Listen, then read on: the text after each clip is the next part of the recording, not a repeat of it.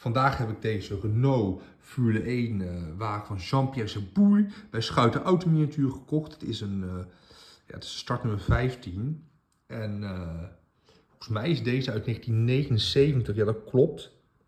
Het is een RS10 en de prijs van zo'n model is €70 en daar krijg je heel veel voor. Dit is van MCG Group.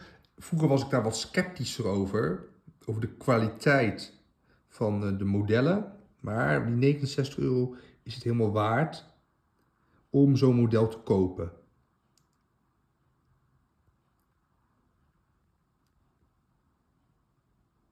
En kijk eens wat een mooie detaillering. Dus eigenlijk gaat het bijna richting GP-replica's of mini-champs. Alhoewel, dat is natuurlijk nog wel een hoop verschil tussen.